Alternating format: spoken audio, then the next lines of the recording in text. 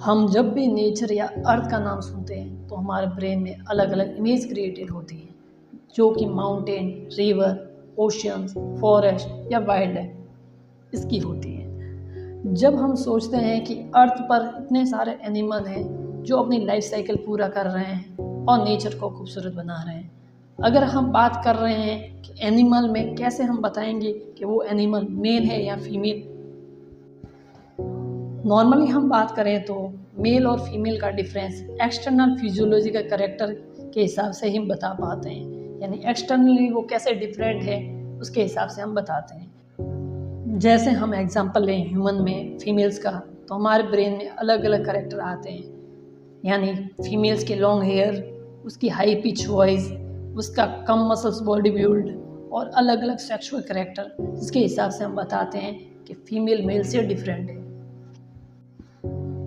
वैसे ही जब हम बात करें मेल की तो हमारे ब्रेन में कुछ कैरेक्टर आते हैं, जैसे कि सेक्स मेल, मैन, आदमी, हरामी, कमीना। बट अगर हम ऐसे एनिमल की बात करें जो बाहर से दिखने पर सेम दिखें तथा मेल और फीमेल के डिफरेंस का पता न चले, उसके लिए हम यूज़ करते हैं सेक्स डिटर्मिनेशन। जैसे कि एग्जांपल लें मधुमक्खियाँ, उनमें बाहर से देखने पर मेल और फीमेल का पता नहीं चलता। सेक्स डिटर्मिनेशन एक ऐसा प्रोसेस है जिससे हम बता सकते हैं कोई भी ऑर्गेनिज्म मेल है या फीमेल, यानी उसका सेक्सुअल कैरेक्टरिस्टिक के बारे में हम आराम से बता सकते हैं। सेक्स डिटर्मिनेशन दो तरीके से होता है। पहला तरीका on the basis of type of chromosome और दूसरा तरीका on the basis of environmental factor. सबसे पहले हम पढ़ेंगे क्रोमोसोमल बेस्ड सेक्स डिटर्मिनेशन। सबसे पहले एक साइंटिस्ट आया था जिसका नाम था हेंकी। उसने सेक्स डिटर्मिनेशन को ऑब्जर्व किया इंसेक्ट के आगे। उसने ये बताया कि 50% जो स्पर्म होते हैं उसमें न्यूक्लियर स्ट्रक्चर प्रेजेंट होता है, जबकि बचे हुए 50% ऐसे स्पर्म होते हैं जिसमें न्यूक्लियर स्ट्रक्चर एब्सेंट होता है। हेंकिंग ने इस तरह के न्यूक्लियर स्ट्रक्चर को एक स्पेसिफिक नाम दिया, जिससे कहा गया एक्स बॉडी। बेसिकली बोले तो ये एक्स बॉडी क्रोमोसोम को ही कहते हैं। हेंकिंग द्वारा क्रोमोसोमल के लिए दिया गया वर्ड एक्स बॉडी से बचपन के सुपर हीरो शक्तिमान के मेन विलन की याद आ जाती है। अंधेरा कायम रहे, अंधेरा कायम रहे। किसी भी ऑर्गेनिज्म में दो तरह के क्रोमोसोम होते हैं, पहला ऑटोसोम, दूसरा एलोसोम। एलोसोम को ही हम सेक्स क्रोमोसोम कहते हैं। सबसे पहले बात करते हैं ऑटोसोम।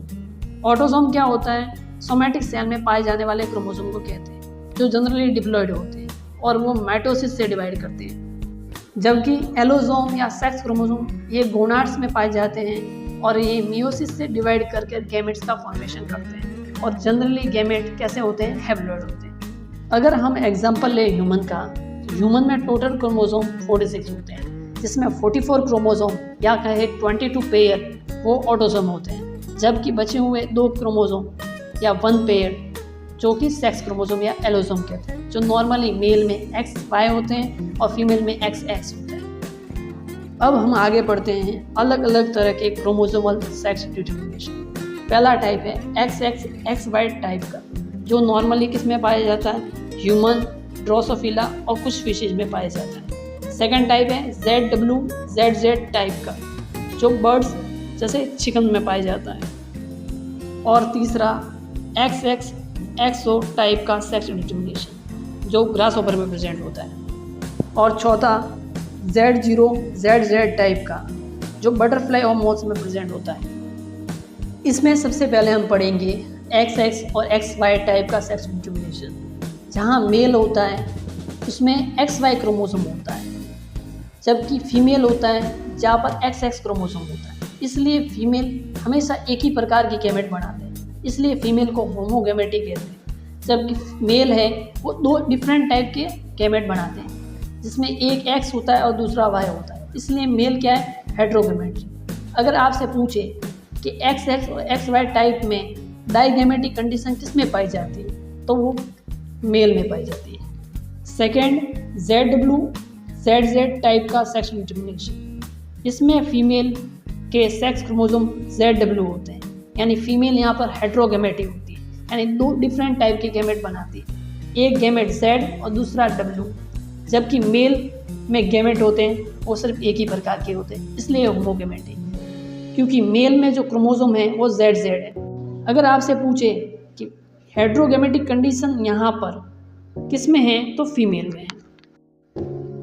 तीसरा टाइप का सेक्स डिटर्मिनेशन XX और XO टाइप का होता है, जहाँ मेल XO सेक्स क्रोमोसोम होते हैं, यानी यहाँ पर मेल हेट्रोगैमेटिक कंडीशन में है, जबकि फीमेल में क्रोमोसोम XX होता है, इसलिए फीमेल एक ही प्रकार का गैमेट बनाती है। फोर्थ टाइप का sex determination ZO ZZ type का होता है, जहाँ मेल ZZ क्रोमोसोम होता है, जबकि फीमेल में ZO क्रोमोसोम होता है, और यहाँ पर फीमेल हेट्रोगैमेटिक कंडीशन में होती है, यानी फीमेल दो तरह के क्रोमोसोम बनाएगा, एक में Z जाएगा और दूसरे में कोई तरह का क्रोमोसोम नहीं होगा। जो हमने 4 प्रकार के सेक्स डिटर्मिनेशन के टाइप पढ़े हैं, अगर आप इसको शॉर्ट में टेबल फॉर्म में लिखना चाहते हैं तो वीडियो को पॉज करके लिख सकते हैं। अगर आप ध्यान से देखेंगे टेबल में तो यहाँ पर 2A का मतलब है यहाँ पर पेयर ऑटोसोम।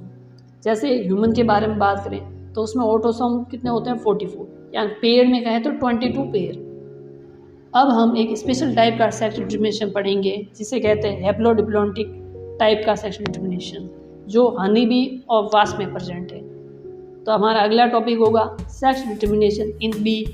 हनी बी में सेक्स डिटर्मिनेशन का टॉपिक थोड़ा सा कॉम्प्लिकेटेड है, इसलिए इसे ध्यान से सुनना। जब हम बात करते हैं हनी बी, वो 2 तरह से डिवाइड कर सकते हैं, एक मेल हनी बी और दूसरा female honey bee. Male honey bee को हमेशा कहते हैं ड्रोन, जो ज़्यादा नंबर में पाई जाती है। फीमेल बी को 2 भाग में बांट सकते हैं, एक क्यून और दूसरा वर्कर। हम दोनों में फ़र्क क्या है? क्यून हमेशा छत्ते में एक ही होती है और इसका फंक्शन एक है, वो है रिप्रोडक्शन का, जबकि वर्कर है वो नंबर में ज़्यादा होते हैं और ये ज़्यादातर स्ट्राइल होते हैं। इसका मतलब ये हुआ कि जो फीमेल बी में क्यून है वो एग प्रोड्यूस करेंगे, यानी उसका काम रिप्रोडक्शन का है, जबकि वर्कर भी है वो एग प्रोड्यूस नहीं करेंगे, यानी वो अनफर्टाइल है। जबकि मेल है जो ड्रोन, वो क्या करेंगे? स्पर्म प्रोड्यूस करेंगे। अब हनी बी में फर्टिलाइजेशन होगा या नहीं होगा, उसके रिलेटेड 2 केसेस हैं। पहले केस में हम देखेंगे अगर फर्टिलाइजेशन होता है एग और स्पर्म का, तब हमें मिलती है सिर्फ फीमेल, और ये फीमेल हमेशा डिप्लॉयड होती है। डिप्लॉयड का मतलब उसमें क्रोमोसोम 32 होती है, यानी उसकी डिप्लॉयडी 2N है। अब ये फीमेल है वो वापस 2 तरह की हो सकती है, क्यून या वर्कर। अगर ये क्यून कब होगी? जब ये रॉयल जेली को खा ले, और वर्कर भी कब होगी? जब ये रॉयल जेली को नहीं खा पाए। सपोज एक ऐसा केस हो कि भाई वो न्यू फीमेल बनी है वो क्यून हो जाए, तब हाइव्स या छत्ते में 2 क्यून हो जाएगी। उस केस में क्या होगा आपके हिसाब से, वो कमेंट करें। इस केस में जो ओल्ड क्यून है वो मधुमक्खी के छत्ते को छोड़ देगी और अपने साथ कुछ ड्रोन को लेकर कोई और जगह अपना नया छत्ता बनाएगी। इस तरीके से हमने कंप्लीट किया क्रोमोसोम बेस्ड सेक्स डिटर्मिनेशन। अब आगे हम पढ़ेंगे on the basis of environmental factor sex determination कैसे करते हैं।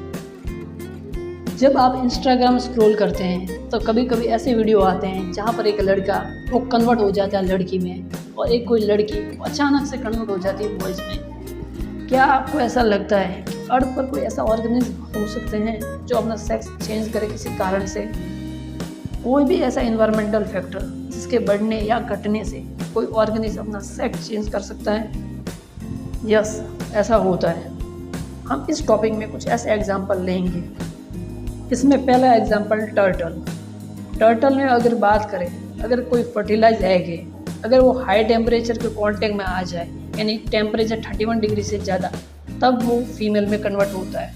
जबकि अगर वो लो टेम्परेचर के कांटेक्ट में आए, यानी 28 डिग्री सेंटीग्रेड से कम, तब वो मेल में कन्वर्ट होता है। अब पूछोगे इस दोनों के बीच की कंडीशन में क्या होगा?